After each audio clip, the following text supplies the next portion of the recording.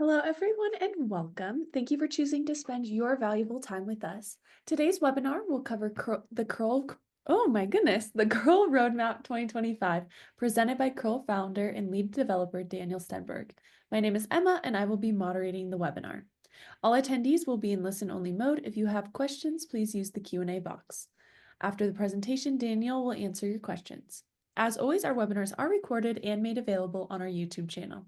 If you'd like to stay updated with the latest from Wolf SSL and Code Intelligence, follow us on X, connect with us on LinkedIn, and subscribe to our YouTube channel. Feel free to contact us via email at facts@wolfssl.com if you have any further questions. Before we dive into the technical presentation, I'd like to provide a brief overview of Wolf SSL. Today, Wolf SSL secures over 5 billion connections. We have more than 2,500 OEM customers and dozens of resellers. Wolf SSL consists of over 50 dedicated employees, primarily engineers. This progress is, of course, supported by a strong partner network that we are very proud of. Since the beginning, our engineering team has developed several embedded security products, including Wolf Crypt with DO178 support, a FIPS 140-3 certification, and a FIPS Ready offering, MQTT up to the V5 specification, SSH v2, TPM 2.0, a secure bootloader known as Wolf Boot, Java wrappers and JSSC support, and commercial support for curl, and our newest product offering, Wolf HSM. These offerings are accompanied by thorough maintenance and support plans up to the 24/7 level. We also offer full service consulting. Now I'd like to turn it over to Daniel to discuss the curl roadmap for 2025. Yes, hello and welcome. I will dive right in. Hopefully it won't be too long or boring or anything. So I want to tell you a little bit about the roadmap, what I want to do in curl in this coming year. So first, of course, I want to highlight that we turn 27 in just 2 weeks, actually. So it's kind of an amazing age, and while old, we still do a lot of things, and I think you will agree with me that there can still be a lot more to be done. And I want to just emphasize and bring this to everyone that we still intend to be the best in class in every aspect when it comes to transfers, open source, and security, and that we certainly intend to continue to deliver on that even this year, or become even better. So, of course, this year is going to be even more of what we've done for many years by now, right? We're going to add more tests, more CI jobs. We're going to tighten security and how to do code and code policy, basically.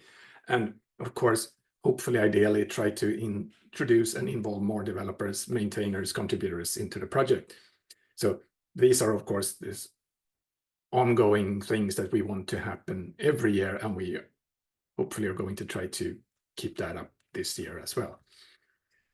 And I just want to then make sure that this roadmap and things that we want to do in seeing curl this year is, of course, just ideas right now. They haven't happened, so they will happen more. They will have a higher certainty of happening if someone actually shows up with a use case, sponsors, or whatever helps drive the development of them. And some of these things might not happen if reality changes or something happens that we prioritize something else instead. So the real world and customers and events will always happen and sometimes change what we do and will do.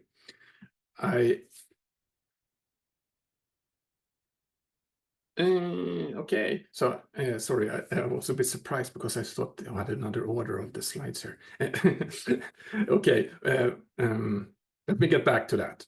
So I want to start out with saying that I haven't done a tiny curl in release in a while, for a tiny curl being the special branch of curl dedicated for tiny installations, well, at least smaller than the normal ones. And we have a set of custom ports for custom patches on top of that curl version for ports to a few real-time operating systems. And this year I hope to and plan to do a Zephyr OS port for tiny curl. Nothing major, nothing, but and also make sure that I get a new tiny curl release, of course, done with a modern curl version. In the same spirit, we will continue to do rock solid curl releases or maintenance. So rock solid curl being the long-term support version of curl that we offered as a support option to customers. But going more into features and the development we intend to work on, I want to talk a little bit about the HTTPS-RR support that we have already in curl. HTTPS-RR is a DNS term for resource record. So it's actually a DNS field called HTTPS. And the HTTPS-RR field is for providing pretty much metadata about a site and actually about its HTTPS support pretty much.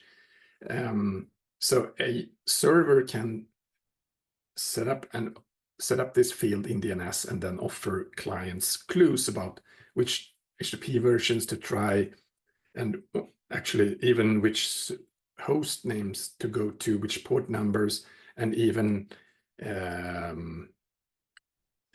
ECH configs. And I'll show you, I'll mention ECH separately, but it's basically, it's a little bit of a replacement for the old service header, and it's a replacement for the HSTS service, and it's a little bit like the SRV or URI DNS records that have existed for a long time that never has been deployed or used much for the web. But this seems to be a new DNS record that is actually in use already and seems to be getting some traction. And it is right now, I think, one of the most convenient ways for a server to announce their support for example, HTTP3, so that the client can start speaking HTTP3 with a server already in the first flight without having to first connect to the server using one of the older protocols and then switch at some later point. We have experimental support for this in curl already, so we have a parser, but it's still very basic, so we're going to expand that over the year and hopefully then use it more and see a little bit. We'll also have to track a little bit the development on the web and see how much this is going to be used and which parts of this feature that are going to be used, because it's a very complicated field. So we're thinking starting with the most commonly used features and go pretty much where the world is going. This is used quite a lot already in the wild, I think, primarily because Cloudflare is using it. So I think they set it up by default or something for a lot of users. So there are at least a lot of hosts out there with HTTPS-RR already set, and so we can start trying it out. And you can already today actually build curl with this enabled. It's an experimental feature. We discourage you from using it in production, but we certainly encourage you to try it out and tell us how it works and help us make it better. And related to this, this year, I hope we're going to get to a HTTP version internal cleanup. And what I mean with this is that we're going to have to make some sort of new policy for how we decide which HTTP versions to use and select and so on, so that we can more easily in a typical build of curl, for example, switch to HTTP3 if the server says that it prefers HTTP3, and we go with the older ones if the server says so. Right now, we don't have that really conveniently internally, so it's going to need some internal refactors. We've done a little bit of that already, or Stefan has, and I hope we'll get around to doing that a little bit more to clean up, so that even though the old service headers and this HTTPS-RR record and everyone who is sort of suggests alternative versions so that we could possibly upgrade or in combination with all those options that we have already to the command line tool and to the library, how you select which HTTP version to use. So it's a little bit of a there are a lot of edge cases in here that we need to sort of overhauled a little bit. I already referred to the ECH support. ECH is that was once called SNI. No, it was called ESNI, encrypted server name indication, but it's now ECH, encrypted client hello. It's the way to do encrypted SNI fields, encrypt the host name in the TLS handshake, removing the last pieces of the TLS handshake that still sends data in the clear. And the data in the clear here is actually pretty, I mean, it's the host name of the host that you're going to talk to over TLS. So it reveals quite a lot of details, right? So imagine you connect to a big CDN somewhere. It could be one out of many thousands of hosts. So anyone listening in on the connection can't really know, but in the TLS handshake, you actually have to tell the world which host you're going to talk to. So by that also, leaking quite a lot of information. And this is the way to address that, pretty much encrypt that or send a fake thing first and then an encrypted version. And how do you encrypt it? The key to the encryption is found in the HTTP SRR DNS record. So the HTTP SRR is a prerequisite to make sure that ECH works. We have experimental ECH support already in curl. So if you build with ECH and you have HTTP/SRR support, you can try it out. And I hope to get to that further this year, and maybe even, if things go well, make it non-experimental, maybe by the end of the year or something. Depends a little bit how well it works. Unfortunately, the RFC for ECH still has not shipped, so it's still not an official RFC, just internet drafts that have been going on since, I think they started 2018. But this is deployed already by a lot of servers and clients, so I think it's likely to end up like this, but you can't be entirely sure. And speaking then of RFCs that haven't yet shipped, this is another RFC that still hasn't shipped. It's called the 6265 BIS so far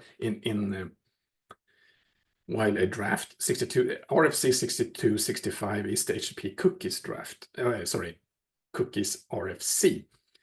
So it just it explains how to use cookies over HTTP, and this is an updated version that is in the queue to become an RFC, so it'll happen any week, month now. It hasn't happened yet, and we are going to make sure that curl is entirely compliant with this RFC during the year.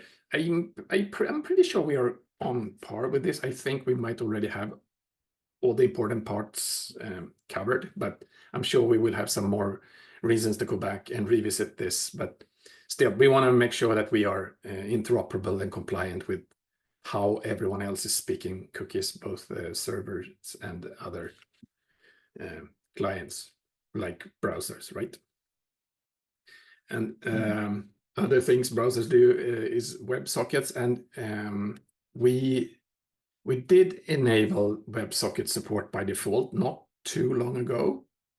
I don't even remember exactly when it was, but it's not that old in curl, right? The WebSocket support. It is the newest protocol, most recently added protocol in curl. It became quite popular pretty quickly, judging from the annual user survey. And while it works pretty good, I think the support for the curl command line tool is still, I'd say, rudimentary or basic. And I think we could do better in making sure that it becomes a better command line tool for doing WebSockety stuff. We've seen some ideas about that before, and I think we have a big opportunity to really make curl better in this aspect. And of course, the best way to do this is if there are users out there who actually want this. I mean, use WebSocket with the curl command line tool and tell us how exactly you want it to be used, or what doesn't work now and how we should tweak it. But this, I hope to get to this during the year. Another thing that is coming, talking about RFCs that haven't shipped yet, this is the third RFC that hasn't shipped yet that we're monitoring, and that's the RFC that introduces a new HP method called query. Query is basically a copy of post, so it's from a client point of view, it's more or less identical to a post, but from a server point of view, it's different because it's meant to be cacheable and it's meant to not change state in the server and so on. So it's different than post from a server point of view, but from a client point of view, it's a method that sends a request payload or a request body. So we want to make sure, I think this is going to happen, and we want to make sure that curl speaks query as good as it speaks post already. And while you can already do that, I mean, you can just ask curl to send query instead of post, and that works fine. But there are some subtleties that I think we can do to make sure that query works even better. And I'm thinking, and there's a little detail here, and it's really about how to follow redirects when we set custom methods in curl. Basically, the uppercase X problem that we have been, cursed by since a long time, because I possibly should say that I did it wrong from the beginning. But anyway, so we want to tweak a little bit how to do request following, or sorry, redirect following. And actually, I've just merged such a feature that will happen now in 8.13.0 that actually offers a new way to do redirect following that is more compliant with query. And hopefully we're going to do things in the curl command line tool to do better query later this year. And then we'll see if this actually ships as a RFC or not. It doesn't really matter. I think our changes are still valid and relevant because they can make this better for any other method as well, and query or not. So I think those are good stuff to do. I want to mention that we have our annual curl up meeting, of course, in Prague in May, the first weekend of May. So if you're into curl, yeah, you're very welcome to show up and tell us about curl, your use of curl, your development of curl, or anything else that is curl. That's 2 full days over a weekend in Prague. Prague is a nice city in the spring. It's always a fun event. I have a fun order of these things, but okay. Another thing that we have discussed and we might get to that's the question mark. This is probably even more, of a maybe than the others. So this is support for doing quick with the OpenSSL quick API. And bear with me here, this is into the complicated area that today we support a lot of different ways to do quick with curl. There's only one way to do quick with curl that is not experimental, and that is using the ngTCP2 quick library and the HTTP3 library. But they need a TLS library to power the quick implementation. And currently, that setup doesn't support OpenSSL because OpenSSL has not traditionally been providing any quick API. They have implemented their own quick, and that's a separate thing. But now in their next release, shipping in April 2025, I think the plan is OpenSSL 3.5, if I'm not mistaken, they ship a brand new quick API with the sole intent of offering this TLS power to other quick implementers like ngTCP2. So possibly we can go further into the summer this year and actually have an ngTCP2 that can speak quick with OpenSSL. But that change has not happened in ngTCP2, and it might need someone to help out with that. But I still take it as a possible and likely scenario that going forward. I think if this happens, it would be a great way to get more quick and more HTTP3 support on more systems because OpenSSL is a very popular TLS library and very widely used among curl users. So we'll see. It's a little bit different API than what the other TLS libraries offer, so it's a little bit of a challenge for Quick Stacks to enable using this TLS library for Quick. But we'll see. I'm optimistic. Now, so I wanted to mention this, the removals I accidentally had in the beginning. So we are going to remove a few things this coming year, and these are the 3 things that I have marked up that that are on the agenda to get removed. It hasn't. These ones have not happened yet either. I mean, like all the roadmap things, they haven't happened yet. So depending on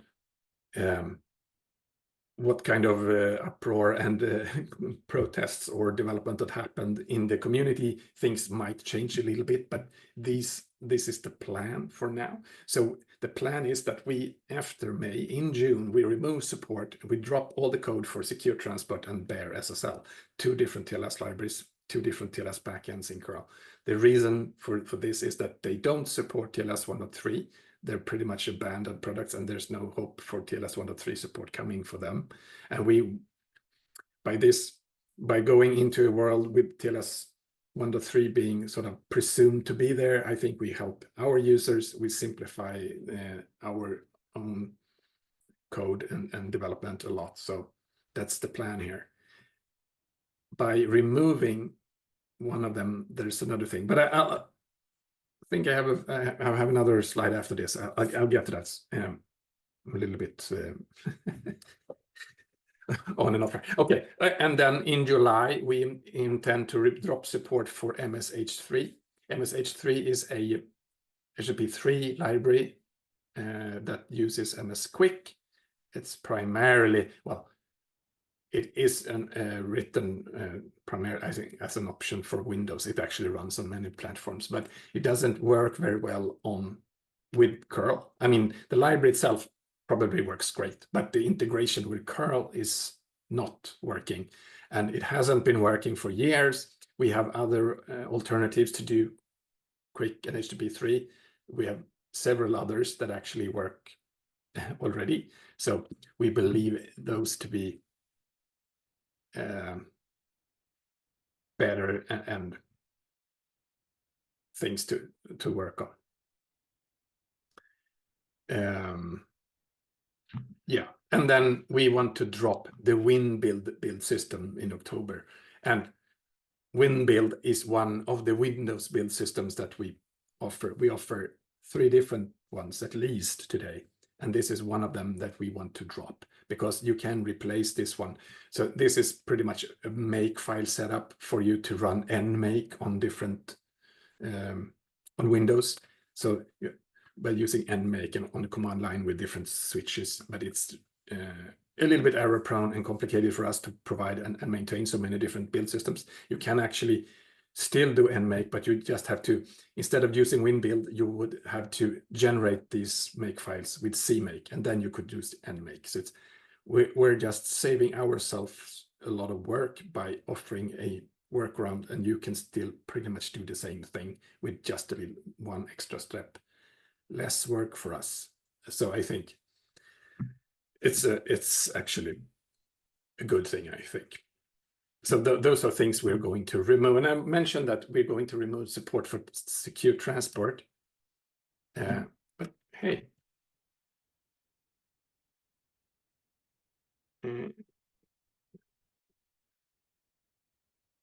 where is... sorry, I seem to have I have lost a slide because I mentioned these. Okay, back to this. I mentioned dropping support for secure transport. So one of the things one of the primary features why people are still using secure transport, that's a native TLS library on iOS and Mac OS and all those Apple OSs. What seems to be the primary reason people are still using this TLS library is the fact that it uses the native CA store by default and automatically on these devices. You don't have to provide a separate set of CA certificates for your or maintain that somehow. But instead you rely on the operating system's CA store, and that is convenient, and people like that, and people want that. By removing support for secure transport, we remove that feature from applications then using this. But secure transport is deprecated and abandoned by Apple themselves, so they pretty much say don't do this anymore. So we're also sort of listening in a little bit here. But I want us in curl then to, under this coming year, make sure that we implement support for native CA stores in some other TLS backends. Ideally, primarily the OpenSSL one, but we also know that Wolf SSL already supports it. So possibly we can get this support into more TLS backends pretty much, and then remove that single use case, or rather offer that use case for more TLS backends to those users who are using curl and libcurl on these devices and these operating systems. I wanted to say I had a slide. I seem to have just lost it, and I wanted to come back and just re-emphasize and say that, of course, we're always open for your ideas and your suggestions and your pull requests, really. And judging from how we do things over the years, what I say now tend to happen. A bunch of these tend to happen when I sort of the ideas I have in the beginning of the year. Will they happen at this time next year? Have they happened then? Some of them have happened. A lot of other things have happened because a lot of people just show up with their ideas, their work, and their suggestions and sponsorships of doing things. So, and we also try to, listen to the surroundings and the world and the internet at large. What do we want to do with internet transfers? So we want to go where we should go to make sure that we do internet transfers the way we should do them for now and for the future. And of course, if you have any ideas of help and commercial support for your problems or use cases, we offer that at Wolf SSL. You just go to this URL and contact us, and we will help you out. So that was basically the short and sweet roadmap for this year. Wonderful. Thank you so much, Daniel. We're going to start with some questions here. I believe this one came in when you were on that one slide of what you're removing. Which systems can these work on, and can they work space to space? Yeah, I'm not sure I understand what space to space means here. So can you, who asked that question, clarify that? So these systems work. So yeah, secure transport is a Mac and iOS thing. Bare SSL works on a lot of POSIX systems, Linux, I think, primarily. MSH3 works on a lot of systems, Windows and Linux, at least. And WinBuild, of course, is a Windows thing. Okay, oh. yeah. So they follow up here. So in space, like in space vehicle satellites, or so that's a good question. Can they actually work in space? So when they landed the helicopter on Mars in 2021, NASA told us that curl was involved in the mission. So, but I don't know how. And really, when it comes to space, space is big. And I think in the most cases, when you talk in space or curl works, I mean, curl doesn't really matter. Curl doesn't care where you run it, right? You can run it in space or on the moon or whatever, as long as it has network transfers. But what I gather is that what sometimes prevents curl from being used is, for example, long distance. If you have long delays, you don't use TCP, or probably not quick either. So long distance out to space, you might use other protocols, and then maybe you don't use curl. I don't know. Curl in itself doesn't really care, and it doesn't prevent it, but it might not be the ideal tool and library. I don't know. That's the long answer to the short conclusion. Perfect. This next one's kind of 3 follow-up questions. Where can I find out more about Curl Up? Who can attend Curl Up? And are sponsor packages still available for Curl Up?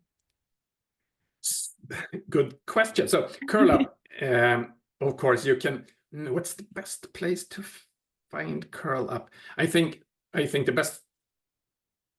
Let me see if I can. Well, I think the best thing right now is probably just to Google curl up 2025. I think you won't find that many. We have a wiki page on the GitHub curl wiki, where we have details. I think I blogged about it. Did I do that yet? So otherwise, get in touch, email me or email anyone, or you know, you'll find it, I'm sure.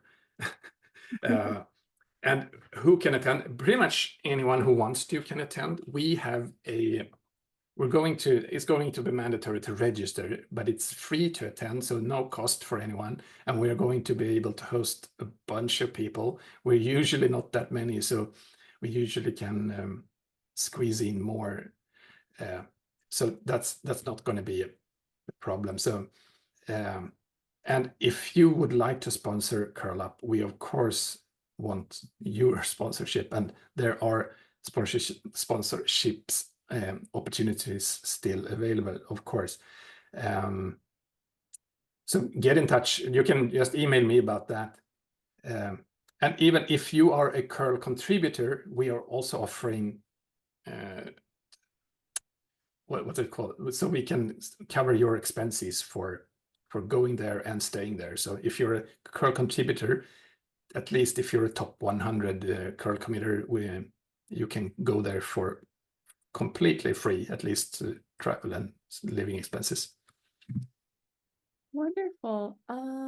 Two more little questions for you. Any plans for new protocols such as web transport or gRPC? Yeah. Okay, so when it comes to new protocols, I think we're in general try to just keep it a little bit slow so that we don't add a lot of new protocols, because we have a lot of protocols already, and my gut reaction is often that our users are mostly more concerned about doing the existing ones better than adding new ones.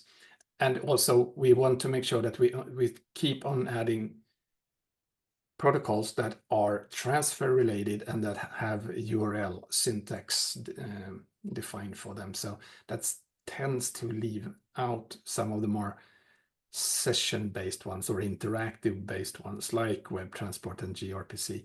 So I don't think they are coming, but I'm not saying never. And again, get in touch if you have any sort of needs and requirements and want to help out to make things happen. Then we can always discuss how to move forward.